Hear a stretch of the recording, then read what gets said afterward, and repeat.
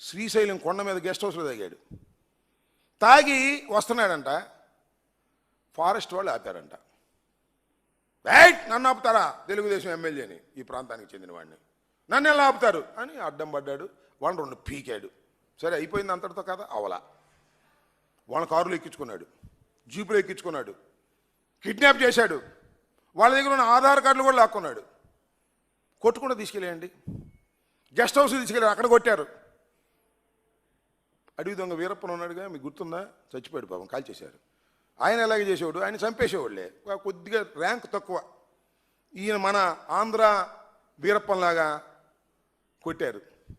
కొడితే ఏం జరిగిందని నాకు అర్థం కాలేదు. అన్ని పత్రికలు వచ్చాయి, కేసు పెట్టామన్నారు. ఏం కేసు పెట్టారు? అరెస్ట్ చేస్తారా? అరెస్ట్ చేసి లోపల పెడతారా? దీని మీద చంద్రబాబు నాయుడు గారు చాలా సీరియస్ అయ్యాడు. రాస్తారు ఈనాడులో, ఆంధ్రజ్యోతిలో. చాలా గట్టిగా అరిచారు, రాస్తారు ఆంధ్రజ్యోతిలో, ఈనాడులో. అంతే, ఫినిష్ అయిపోద్ది.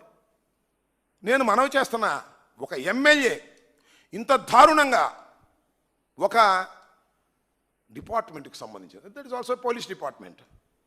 ఎందుకు వెళ్ళలేదు రాత్రిపూట? మమ్మల్ని కూడా వెళ్ళలేదు, మంత్రిగా ఉన్నప్పుడు కూడా వెళ్ళలేదు. మేము టైం చూసుకుని వెనక్కి వచ్చేవాళ్ళం. It's a tiger reserve forest. Tiger సంచరిస్తున్నటువంటి సమయంలో రాత్రిపూట అక్కడ ఏ వాహనాలు వెళ్ళకూడదు, జనం సంచరించకూడదు అనే ఉద్దేశంతో మీరు పెడితే వాళ్ళ మీద రివర్స్ అయిపోయాడు. ఇది నా రాజ్యం, మాదిది, మేము వెళ్ళిపోతాం ఎప్పుడైనా అనేటువంటి పద్ధతుల్లో వెళితే వాళ్ళు అడ్డగిస్తే వాళ్ళను కొట్టి హింసించి కిడ్నాప్ చేసినటువంటి బుడ్డ రాజశేఖర్ రెడ్డి మీద ఏం యాక్షన్ తీసుకున్నారు? కేసు పెట్టారంట. అది కూడా విన్నా, బహుశా బాగోదని రాశారు. డిపార్ట్మెంట్ మొత్తం వ్యతిరేకమైపోయింది. మా ఫారెస్ట్ డిపార్ట్మెంట్ వ్యక్తుల్ని మీరు కొడితే మేము చూస్తూ ఊరుకుంటామా అని పాపం అక్కడ యూనియన్ ఎంప్లాయీస్ అందరూ కూడా తిరగబడితే ఒక కేసు రిజిస్టర్ చేశారు. యాక్షన్ తీసుకుంటారని అడుగుతా ఉన్నా చంద్రబాబు నాయుడు గారిని. యాక్షన్ తీసుకోకపోతే మీరు అనుభవిస్తారని కూడా చెప్తా ఉన్నా. అంతేకాదు, ఎంతమంది ఎమ్మెల్యేలు ఘోరంగా ప్రవర్తిస్తున్నారండి ఇవాళ. అవినీ సరే, డబ్బులు మట్టి అమ్ముకుంటున్నారు, ఇసుక అమ్ముకుంటున్నారు, గల్లు అమ్ముకుంటున్నారు. ఇవి కాదు, ఇష్టం వచ్చినట్టుగా మాట్లాడే పరిస్థితులు, కొట్టే పరిస్థితులు, దౌర్జన్యం చేసే పరిస్థితులు. ఇలా ఉంటే మీ ఎమ్మెల్యేలకు చెప్పుకునేటటువంటి పరిస్థితి కూడా లేనటువంటి పరిస్థితి. ఒక సినిమాని అసలు రిలీజే కానీ అన్నాడు ఒక ఎమ్మెల్యే గారు, హంగామా చేశాడు. ఆయన పిలిచి మాట్లాడాడంట చంద్రబాబు నాయుడు గారు. మాట్లాడి బాగా చేసావులే అని చెప్పుకుంటాడు. మందలించాని వీళ్ళు రాస్తారు ఆంధ్రజ్యోతి, ఈనాడును. నేను అడుగుతా ఉన్నా, ఈ రాష్ట్రంలో జరుగుతున్నటువంటి ఎమ్మెల్యేల దమనకాండ, ఈ రాష్ట్రంలో జరుగుతున్నటువంటి ఎమ్మెల్యేల దౌర్జన్యకాండకి పుల్ స్టాప్ పెడతారా, పెట్టరా? మీరు పుల్ స్టాప్ పెట్టకపోతే మీకే పెట్టేస్తారు పుల్ స్టాప్, గుర్తుపెట్టుకోండి. ఇలాంటి దుర్మార్గమైనటువంటి కార్యక్రమాలు చేస్తున్నారు, పోలీసులను ఉపయోగించుకుంటున్నారు, మా మీద చేస్తున్నారు, ఎదురైతే పోలీసులను కొడుతున్నారు మీరు. ఇలాంటి ఒక దుర్మార్గమైనటువంటి పాలన ఇవాళ చంద్రబాబు నాయుడు గారు జరుగుతూ ఉంది. దాన్ని ప్రజలు గమనించాలని, బుడ్డ రాజశేఖర్ రెడ్డిని తక్షణమే అరెస్ట్ చేసి జైలుకి పంపాలని మేము కోరుతున్నాం. అది ధర్మమైన విషయం. డిపార్ట్మెంట్ కూడా అప్పుడే మాత్రం యాక్టివ్గా పనిచేస్తుంది. లేకపోతే ఫారెస్ట్ డిపార్ట్మెంట్ కానీ, పోలీస్ డిపార్ట్మెంట్ కానీ సక్రమంగా పనిచేయక నిర్వీర్యమైపోయే ప్రమాదం ఉన్నది అనే విషయాన్ని దయచేసి ఈ ప్రభుత్వం గమనించాలి. ముఖ్యంగా హోంమంత్రి గారు గమనించాలి. పాప మా చేతిలో ఏమీ లేదులే, మైకి ముందే హోంమంత్రి గారు కానీ నిర్ణయాలు ఆమె చేతిలో లేవనుకోండి. అయినా సరే హోంమంత్రిగా ఉన్నారు కాబట్టి, అమ్మ హోంమంత్రి గారు మీరేమైనా యాక్షన్ తీసుకుంటారా, లేకపోతే మైక్ ముందుకు వచ్చి మాట్లాడతారా, అంతవరకేనా అని అడుగుతా ఉన్నా. మైక్ ముందుకు వచ్చి నిన్న మాట్లాడారు చూశారుగా, అందరి మీద కేసులు పెట్టిద్దంట. అమరావతి మునిగిందంటే కేసులు పెట్టిద్దంట. అమరావతి మునిగింది, అమరావతి మునిగింది, అమరావతి మునిగింది, అందరూ అమరావతి మునిగింది, అమరావతి మునిగింది అంటున్నారు. ఏమిటి అన్యాయం ఉంటుంది చెప్పండి? అందరూ అమరావతి తేలింది, అమరావతి తేలింది, అమరావతి తేలిందని. మరి మునకపోతే గండి ఎందుకు కొట్టారు హైవేకి?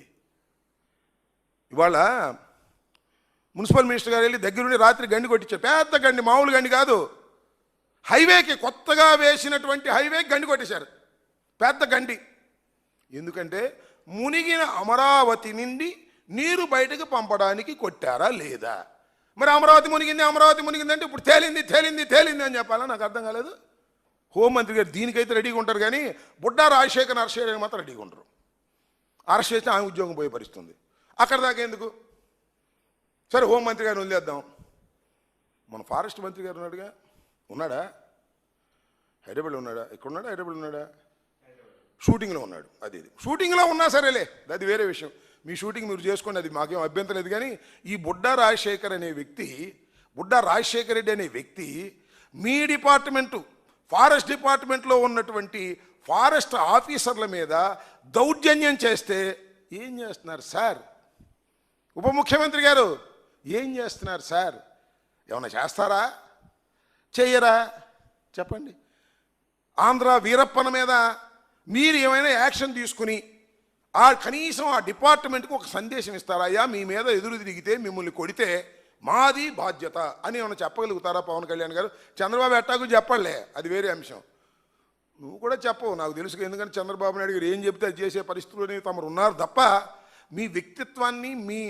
మీ వ్యక్తిత్వాన్ని కాపాడుకునే పరిస్థితిలో మీరు లేరు. పులివెందుల ఒంటిమెట్ట ఎన్నికల గురించి ముందే మాట్లాడరు, అయిపోయిన తర్వాత బ్రహ్మాండంగా జరిగింది, అద్భుతంగా జరిగింది, రాసి ఇస్తే చదివి వెళ్ళిపోతారు.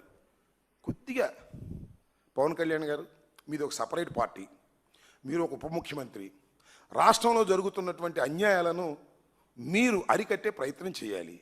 అప్పుడెప్పుడో ఒకసారి బిఆర్ నాయుడు గారు చైర్మన్గా ఉన్నప్పుడే మొన్నే తొక్కిసలాట్లో 6 చచ్చిపోతే దీని మీద క్షమాపణ చెప్పని పాపం బిఆర్ నాయుడు అడిగారు. మీరు నేను చెప్పను బొమ్మన్నాడు, గుర్తుందిగా? బిఆర్ నాయుడు డోంట్ కేర్, చెప్తే వస్తారా చచ్చిపోయినాడు, ఏం చెప్పాల్సిన బొమ్మన్నాడు, ఎవరో చెప్పంటే చెబుతామా అన్నాడు. అది మీ పరిస్థితి అనే విషయాన్ని దయచేసి గుర్తుపెట్టుకోమని ఈ సందర్భంగా చెప్పదు.